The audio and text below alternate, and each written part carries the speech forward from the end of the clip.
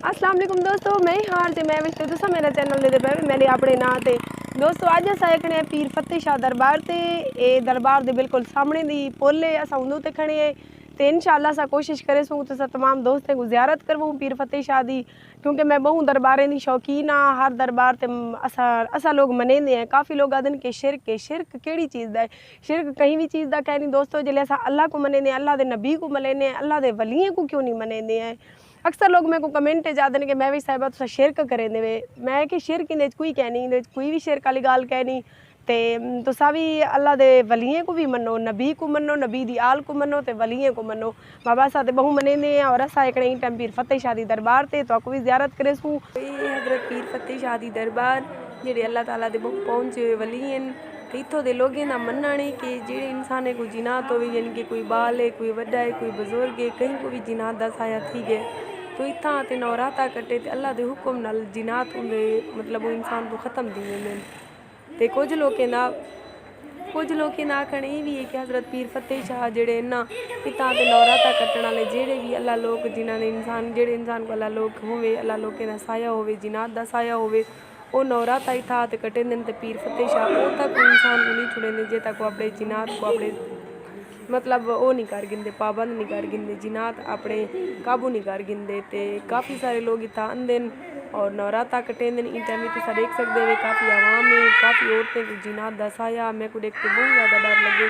अल्लाह ताला को 70 ते 1000 बार इंसान तौबा करे और दिन कर भी डर ते बंदे आ जे ना कर भी तो भी अल्लाह ताला की ज़ात को डर देख सकते वे। छोटा बच्चा है उनको बहुत ज़्यादा जिनात हैं और बेनतहा मेरे तो देख के डर लगता पिया ही। ते तुसा भी आओ इत्था आजमाओ, कोई शिरक कहनी कोई कुछ कहनी। अल्लाह ताला भी बरहक उन्हें नबी भी बरहक ते उन्हें औलिया भी बरहक इतना नेक ते परहेजगार हैं ते सारे जै गुनाहगार बंदे इन्हें दर ते टोर के वेंदे इवें असा कहीं आम बंदे दर ते टोर वनूं। अल्लाह ताला दे नबी हैं मतलब अल्लाह ताला दे औलिया हैं नेक परहेजगार बंदे इन्हें अल्लाह ताला की सिर्फ इबादत की अस इंसानियों के घर कोई गुनाह नहीं किया, कोई कूड़ नहीं किया, इन्हें कोई फरेब नहीं किया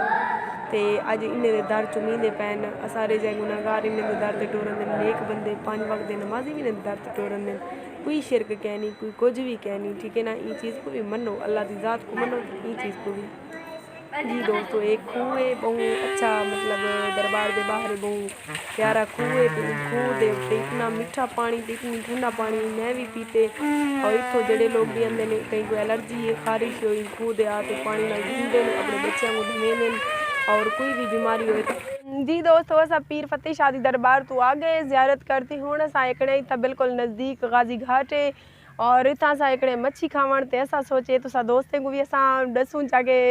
मतलब तुस दोस्तें को विस्का छोड़ूँ कि असा मच्छी खंदे पे तो सारे दे बैठे हुए थे सारे नाल दसो देखो ये सर्दियों की वजह तो ये छोटे छोटे कैबन बने पैन ताकि सर्दियों में जेरी आवाम आवे इतना मछली खावण ते वो इतना बावे ईजी थी ते मछली बहु मज़े की होंगी है दोस्तों। ताज़ी दरिया की पकड़ी हुई मछली होंगी और जड़ा है ना मैं जडनी आँदी है तो मछली खाते भी नहीं वो भी पर ही जेब चो मतलब कज़न की जेब चो इन टाइम भी होंगे नाल मेरे कज़न का नाम अब्दुल मालिक है जैको तुसा पहली वीडियो देख चुके वे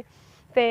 इन दफ़ा मैं आके मी तू मेरे नाल खड़ा दे मैं नाल खड़ता तो तेरी वीडियो कौन बने थी यानी कि मेरा कैमरा मैन है। जी दोस्तों तले अपने कमेंट ज़रूर दसे सो कि तो आज की वीडियो मेरी कैसी लगी है।